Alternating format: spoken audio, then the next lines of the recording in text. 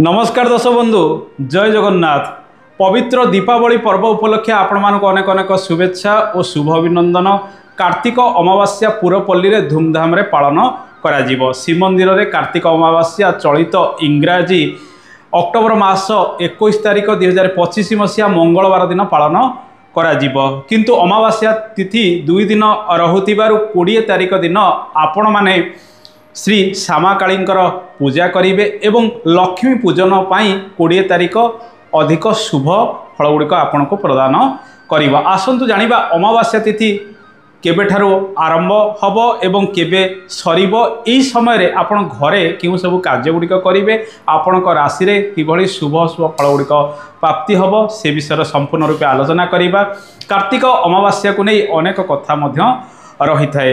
कार्तिक अमावास्या रे दान पुण्य कले अनेक शुभ फल गुड़िक आपण को मिली थाए। प्रथम कथा होची आपण निजर सक्षम अनुजाई गरीब असहाय लोक विकलांग लोक कुष्ठ रोगी माननकु आपण एही दिन दान भोजन इत्यादि देले आपणकर जीवन रे अनेक उन्नति प्रगति मध्य होई थाए। कार्तिक अमावास्या दिन आपण कुकुर काऊ महिषी इत्यादि को भरपूर भोजन दियंतु। ग्रह पीड़ारू मध्य आपण को मुक्ति मिली थाए। अमावास्या दिनटी साधना पाई एक सर्वोत्तम दिन थाए। 20 तारिख सोमवार दिबा 3:46 ठारू अमावास्या तिथि आरंभ होबो एवं ता परदिन 21 तारिख मंगलवार संध्या 5:55 पर्यंत अमावास्या तिथि रहिबो। आपण जेहेतु 2 दिन रहुची अमावास्यार निशा आम 20 तारिख दिन पालन करिबा। 20 तारिख दिन बहुत कार्य मध्य आपण करिवे। साधना पाई 20 तारिख दिनटी सर्वश्रेष्ठ अटे एवं 20 तारिख दिन माँ लक्ष्मींकर पूजा मध्य करिवे। कारण दीपावली रे माँ लक्ष्मींकर पूजा कले धन धान्य वृद्धि होता है। विशेषकर स्थिर लग्न रे ए सब कार्य गुड़िक करिवे। जदि आम पुरीर समय अनुसार देखिबा संध्या 6:44 ठारू आमर बिछा लग्न जहाँकि स्थिर लग्न आरंभ होची। एई लग्न रे आपण माँकर पूजा अर्चना करिवे। प्रथमे श्री गणेशंकर पूजा कला परे महालक्ष्मींकर पूजा करिवे।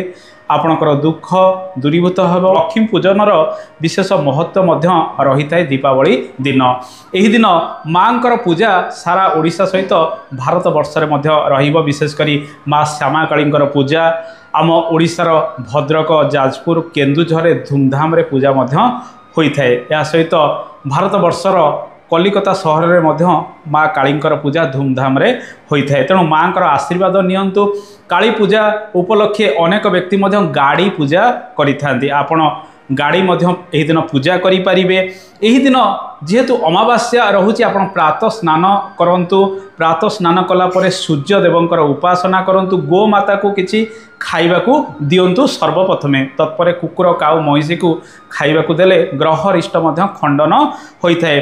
घर बाहर घर छात घर भितरे लागुथिबा समस्त अळंधु को आपण परिष्कार परिच्छन्न करंतु। कारण एगुड़िक घरे जेते लागी रहिबो घरे सेते खर्च बढ़िबो। राहुंकर कुप्रभाव मध्य घरे रही थाए। देखंतु जा घर जेते अपरिष्कार ता घरे सेते समस्या लागी रही। घरर छात को सब नीट एंड क्लीन रखिबे। घरर छात उपर जदि काठ कौनसी अलिया आवर्जना पड़ी ताकू मध्य अमावास्या दिन परिष्कार परिच्छन्न कर दियंतु। या सहित अमावास्या दिन घर को गोमूत्र किंबा गोड़ा लुण रे पानी रे पकाई सफासफी कले भल शुभ फल गुड़िक मिलता है। आपणकर टॉयलेट को मध्य परिष्कार परिच्छन्न करेंगे। सेटारे गोटे पात्र रे मध्य किछि गोड़ा लुण रखिबे। प्रति सप्ताह मध्य चेंज करबा आवश्यक। अमावास्या दिन आपण राशि तेलर दीप गुड़िक घर बाहर प्रज्वलन करंतु। दर्शक बंधु एमिति अनेक कार्य गुड़िक आपण अमावास्या तिथि रे करि परिबे।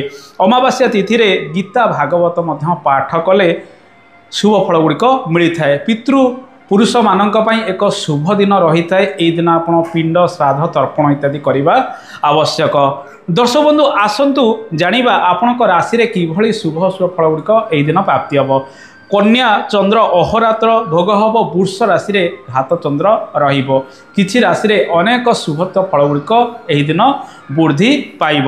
दर्शक बंधु एही दिन मेष मिथुन कर्कट कन्या तुला बिच्छा धनु एवं मीन राशि रे शुभ फल गुड़िक वृद्धि पाइब। ए राशि व्यक्ति माने भिन्न भिन्न कर्म क्षेत्र में सफलता मध्य प्राप्ति करिवे। या छड़ा अन्य जो राशि गुड़िक रहिला यथा वृष सिंह मकर कुंभ राशि रे अशुभत्व फल रहुतिबारु आपण ଏହି ଦିନ ମହାଦେବଙ୍କର ଉପାସନା କରନ୍ତୁ। ଶ୍ରୀ ହନୁମାନଙ୍କର ଉପାସନା କରିବା ସହିତ ଆପଣ ଏହି ଦିନ ଦାନ ପୁଣ୍ୟର କାର୍ଯ୍ୟ କରନ୍ତୁ, ଦେଖିବେ ଅଶୁଭତ୍ୱ ଦୂରୀକରଣ ହେବ। ଆଲୋକର ପର୍ବ ଦୀପାବଳି ଉପଲକ୍ଷେ ଅନେକ ଅନେକ ଶୁଭେଚ୍ଛା। ଘର ବାହାରକୁ ଆପଣ ଆଲୋକରେ ସଜାଇ ଦିଅନ୍ତୁ, ଦେଖିବେ ଆପଣଙ୍କ ଜୀବନରେ ଯେମିତି ସୁଖ ସମୃଦ୍ଧି ବଢ଼ିବ। ଭାଇଚାରାର ପର୍ବ ହୋଇଥାଏ, ଅନେକ ବ୍ୟକ୍ତିଙ୍କର ସମାଗମ ମଧ୍ୟ ହୋଇଥାଏ, ଛୁଟିରେ ଅନେକ ବ୍ୟକ୍ତି ରହିଥାନ୍ତି। ଘରେ ଯେମିତି ହସ ଉଲ୍ଲାସରେ ପର୍ବ ପାଳନ ହୁଏ, ମିଠା ସମସ୍ତେ ସମସ୍ତଙ୍କୁ ମଧ୍ୟ ଖୁଆଇ ଥାନ୍ତି। ଆଶା କରେ କାର୍ଯ୍ୟକ୍ରମଟି ଆପଣଙ୍କୁ ଭଲ ଲାଗିଥିବ। କାର୍ଯ୍ୟକ୍ରମ ସମ୍ପର୍କରେ ମତାମତ ଦେବେ। ଆଜିର ଅଧ୍ୟାୟଟି ଏଇଠି ସମାପ୍ତି ହେଉଛି। ନମସ୍କାର, ଜୟ ଜଗନ୍ନାଥ, ଧନ୍ୟବାଦ।